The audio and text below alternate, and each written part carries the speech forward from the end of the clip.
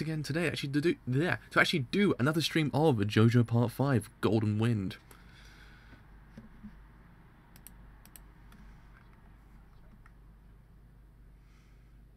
So yeah, especially have returned actually to an episode of JoJo Part 5 Golden Wind. On this stream actually I'll cover episode 8 of JoJo Part 5 Golden Wind. And as we know, episode 7 was just the greatest thing ever. I must say, I was just shocked how well they actually did that whole entire scene. And then the subsequent episode itself was just buonissimo.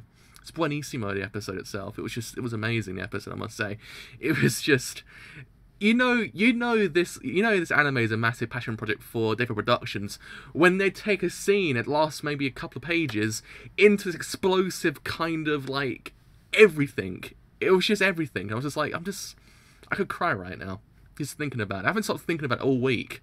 I've been watching it over and over again, that dance scene. It's just exquisite. It literally is. There's no other way to actually kind of put it. But I believe this episode actually might in theory be a more Mista kind of centric episode. Actually, is kind of very cool because he's a very freaking cool character. One of my favorites in Part 5. So actually kind of get his actual like kind of centric episode might in theory be quite neat to see. I have to wait and see what happens in episode 8 of JoJo Part 5 Golden Wind. So anyways, I actually put on Twitter actually gone live. So, gone live for JoJo Part 5 Golden Wind Episode 8. Yes, we are good to go. I believe. I believe. I believe. I believe. I like to believe. I'm believing. I'm believing. Absolutely believing we're good to go. Yes. Yes, we are. Sweet. So actually put Crunch to full screen, get shown a road. So in 3, 2, 1, let's begin this thing absolutely now.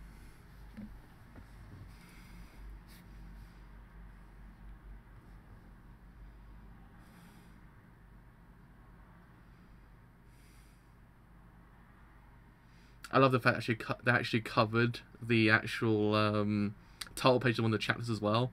Because that pose he does is actually from one of the chapter covers. I was like, that's actually pretty freaking cool.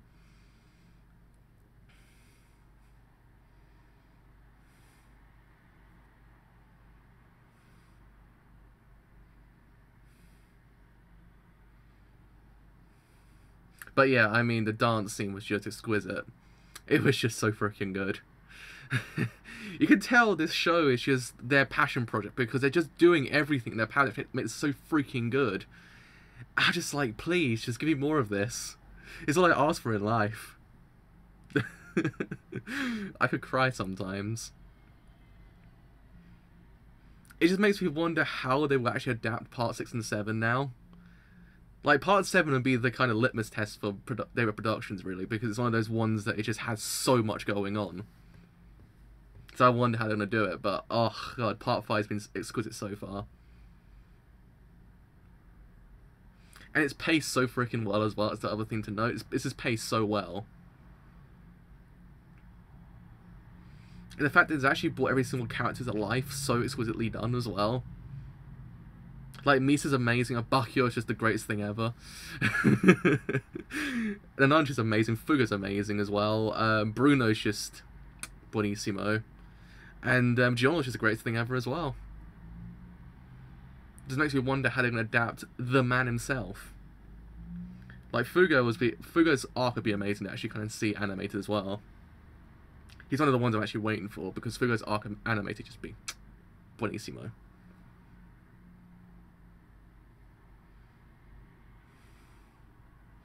Or we're getting Misa's backstory as well.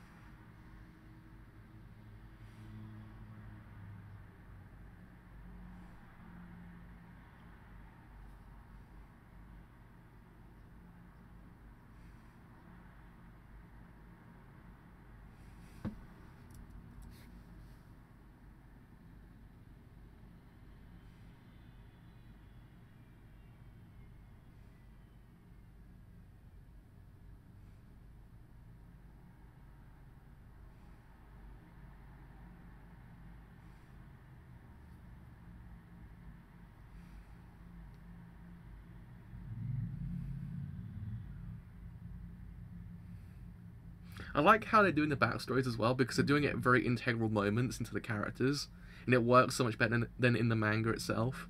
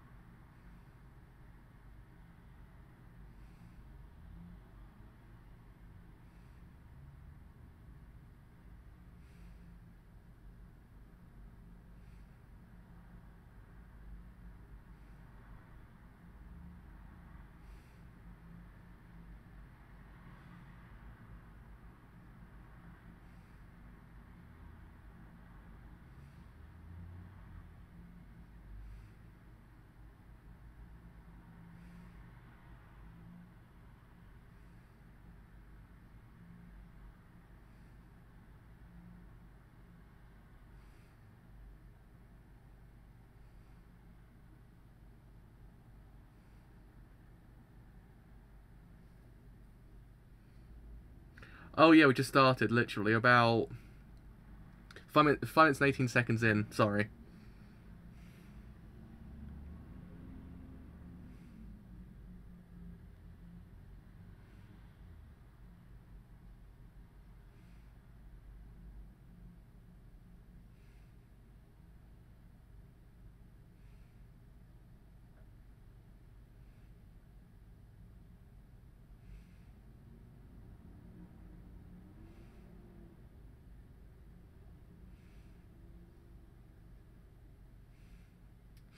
Oh, so it's actually quite interesting to see where these characters were beforehand to where they are now, and how much has actually kind of progressed in certain aspects. It actually is quite interesting, because you can see the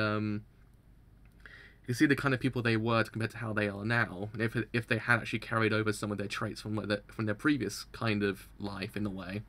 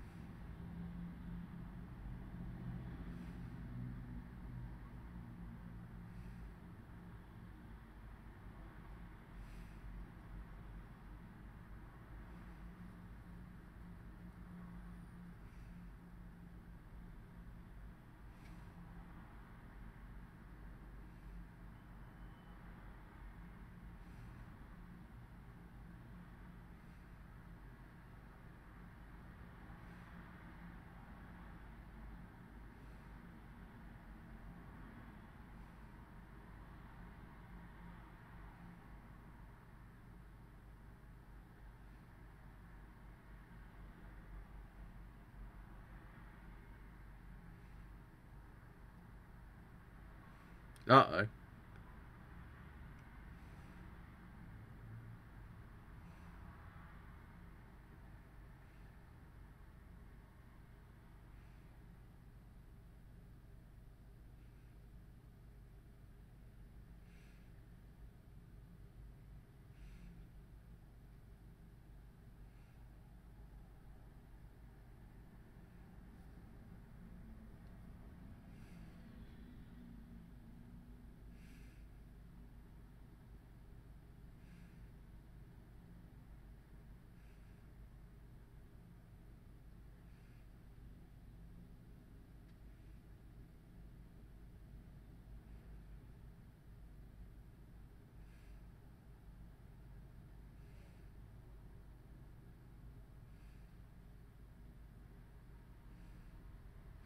I guess it's kind of cool also, as the fact is, beforehand, when people used to say things out loud in JoJo, it's because then the actual main character got the upper hand. In this case, it's the other way around.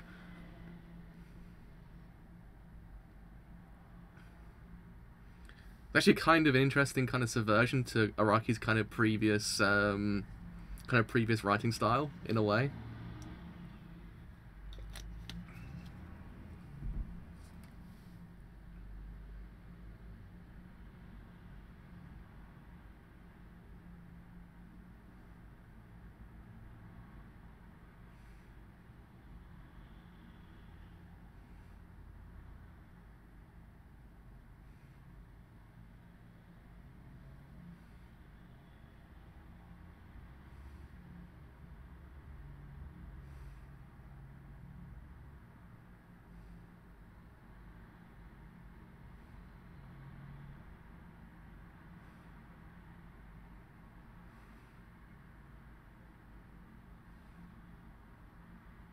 It's also mildly interesting because all the things he's trying to do to stop the enemy is actually aiding him in actually kind of winning in a way. It's actually kind of a neat subversion of the whole entirety of what JoJo's kind of built upon.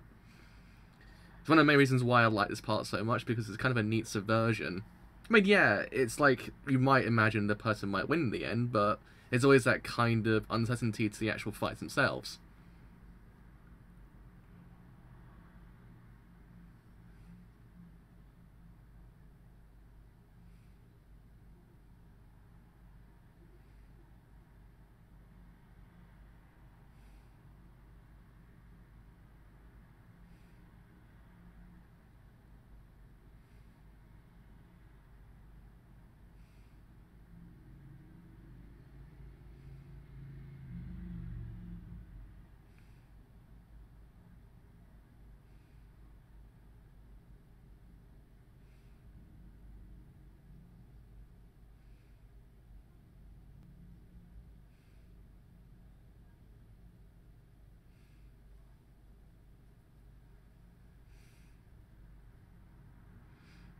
It's also a testament to how great the actual characters are written so far. They actually have just points where the one character takes narrative over.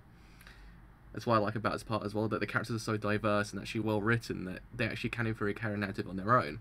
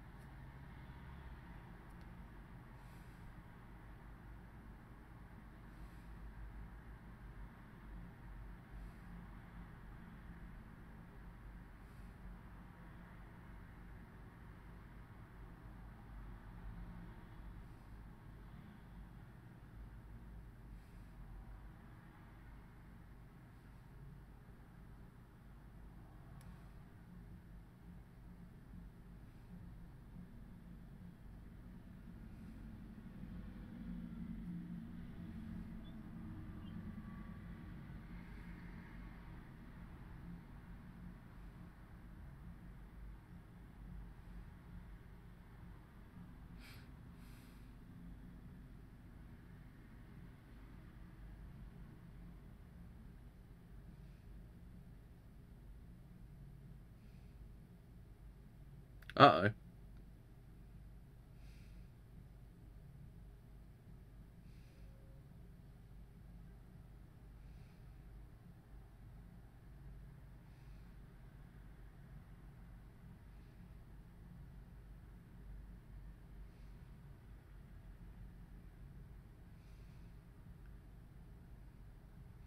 But yeah, this episode's actually really good so far. Like, it's actually a very good episode, and how they've actually kind of done Mista's backstory and how they've actually done his character is really freaking good so far. Really good so far.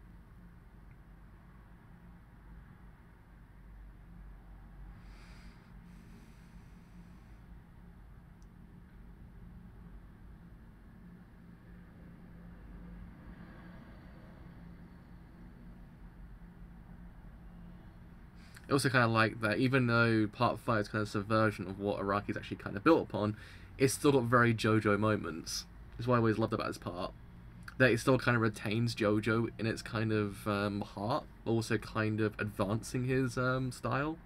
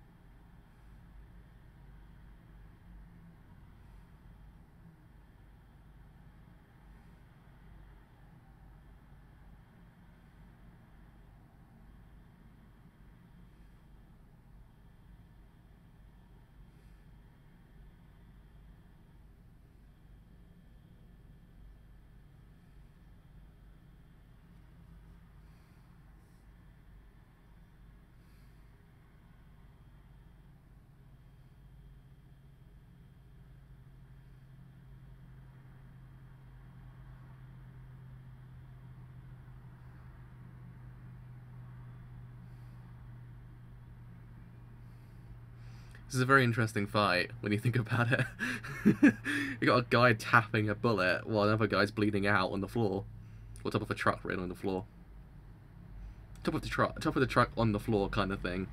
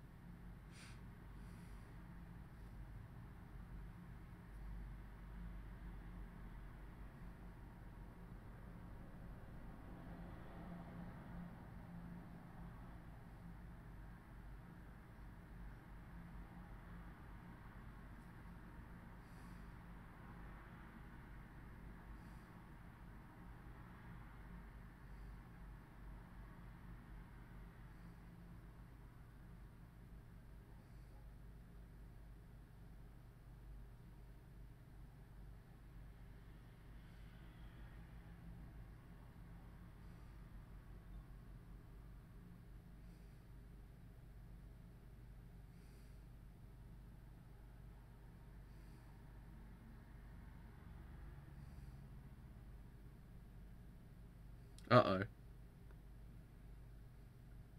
Uh-oh. That colour palette change as well. That colour palette change.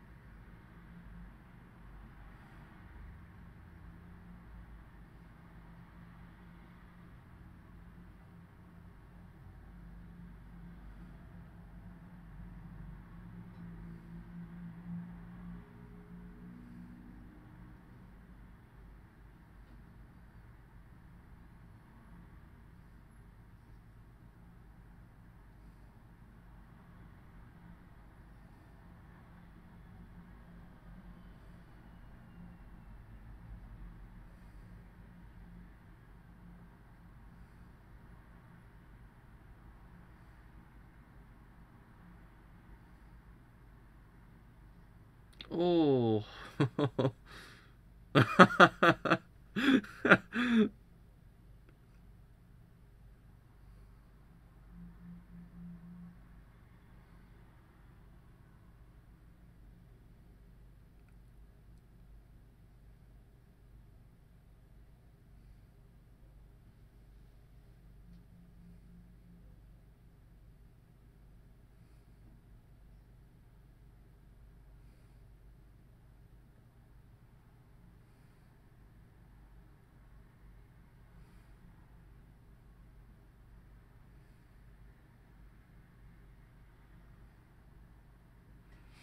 I was kind of sitting there wondering, is that a Shining reference?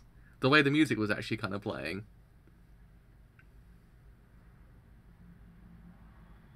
The way the music was kind of playing, and it had had him just standing there, and it just eventually him just collapsing.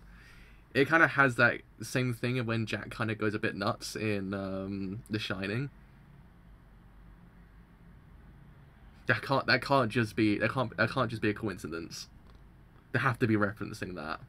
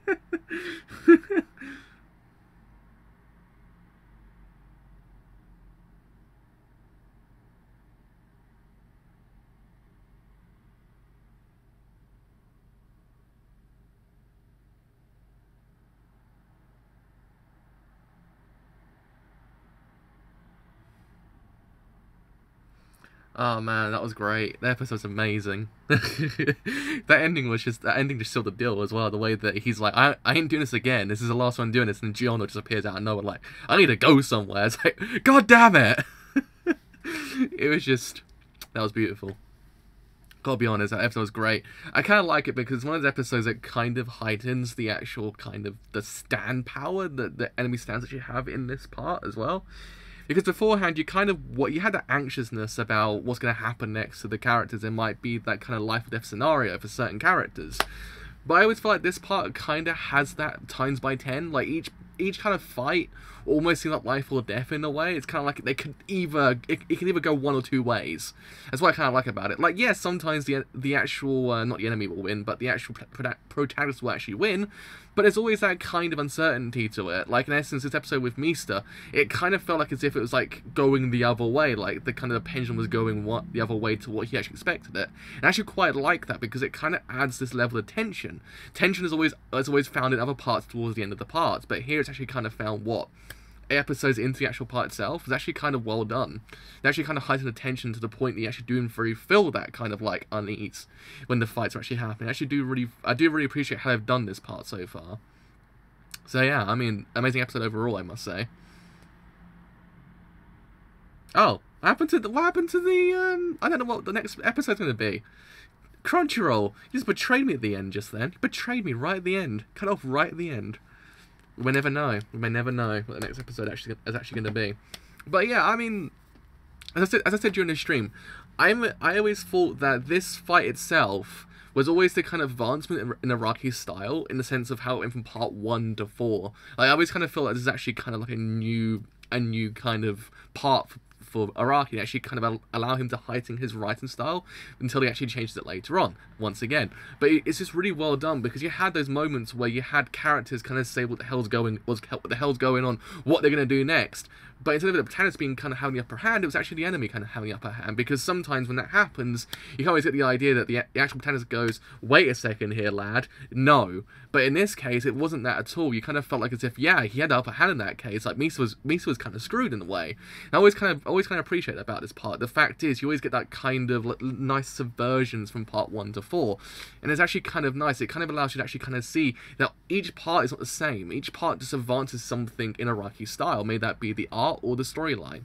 And it's actually kind of nice. You had Mista kind of just have his own episode in a way. Like, Jonah was there for quite some time, but it wasn't as if he's actually kind of the main star of the show. And I always kind of like that, because it allows you to actually kind of see characters can in theory carry a narrative on their own. It doesn't actually have to have everyone there. It's actually kind of neat. It's actually kind of neater. That's what I was trying to say beforehand. It's actually kind of neat to actually kind of have a character be on their own, because you always had that whole entire idea of Bruno kind of saying what's going to happen next, or what they're going to do next, or Giorno kind of saying what's going to happen next. But when you have them taken away, it actually allows them to come out of their comfort zone. It actually has to allow them to actually kind of fend for themselves. And then at that point, you actually kind of see what prowess they actually do in theory have. In essence, how to carry the actual kind of fight on their own. And I do really appreciate that about this part as well, that sometimes characters are on their own, and in that kind of aloneness, you get to actually kind of understand the characters and how they work truly. It's actually kind of nice. So to actually get more stuff like this will be kind of very beneficial to actually kind of understand how these characters work. Because they always kind of work better in groups, but actually having it on their own actually allows us to see how they truly work as characters. So yeah, this episode actually was brilliant for that reason, that we actually got to see how Mista works on his own, like how he actually is able to actually kind of accomplish his goals. That might kind of be, you might kind of act on impulse or something like that, because you actually kind of saw his backstory, but it still just allows you to kind of see how he works, and I kind of appreciate that. So yeah, I mean, we got to see Abakio as well, my boy. Didn't see my boy in this episode, actually was disappointing, but the episode itself was brilliant anyway, so it's fine. We saw how it works with Abakio as well, how he actually becomes like almost like a forensic or kind of like a detective in a scene. So I actually kind of like that. But yeah, I mean, part 5 so far has been brilliant, I must say. The actual kind of, the way they incorporate JoJo back into the narrative, but also kind of advancing the actual narrative itself in style, is really well done. It's actually kind of nice, because it's not as if it's like, it's not as if you kind of get like a story. You might get, I don't know, what's a really good example of how one person has changed, how one thing has changed from another to the other? I can't remember, but you know what I mean. Like, say you get one storyline and you kind of see an advancement, something like, it's not kind of working, but here they kind of incorporate what makes JoJo kind of JoJo, but also advancing it in some ways. Like, same thing that happens with Blade Runner 2049. Like, Blade Runner 2049 is its own thing, but it still has that level of Blade Runner inside. It actually makes you go, yeah, it still works. It works as a sequel to Blade Runner. The same thing applies here. Like, the way they actually kind of incorporate the actual kind of mythos of JoJo into JoJo Part 5 is really well done. So in that case, good job, David Productions, and also Araki as well, because you actually kind of encompassed what makes JoJo so freaking great, but also kind of advancing in some ways. That's why I always kind of thought this part actually is the better version of Part 3, because this basically is Part 3, but kind of a whole lot better, because it kind of has that level of what you know beforehand, but also advancing at the same time, also kind of advancing what Part 3 kind of established. So yeah, I mean, it was just a really freaking good episode, is what I'm trying to say. Like, the actual use of the colour palette changing was actually really well done as well. Mista just works so goddamn well. His backstory is actually quite interesting, because it actually kind of tells you there and then how he works as a person, and sometimes how that level of how he works actually doesn't very carry over to his new life as well, which I actually do like, because they use their backstory to actually kind of advance the characters, but also allow you to see they actually do retain certainly something that actually was a part of their previous life in a way, because you can in theory count them with Bruno as a kind of a new life in a way. So really, all in all, it was freaking brilliant. This episode actually was freaking brilliant. JoJo Part 5 is brilliant. So yeah, that is me done for today. So as always, if you have enjoyed this whole entire stream as a whole on Twitch, then do leave that good old follow, because indeed it's something quite a bit. You actually have enjoyed it here on YouTube, and you do want to leave a like, then do like, because indeed it's something quite a bit. And if you have enjoyed it here on YouTube, and you do want to stay a little bit longer after that point, then do in theory leave a sub, because indeed it's something quite a bit. And if you want to stay a little bit longer after that point, then do follow me on Twitter, because indeed it does something quite a bit. Actually, when these streams go live, and every streams I do as well. And if Twitter is not your thing, do have a Discord server as well. Actually, doesn't very tell when these streams go live. And any other streams I do as well. But until next episode 9 of JoJo Part 5, actually doesn't have a mystery title. Actually, I have no idea what the title is actually going to be. I'll see you guys later. Bye for now.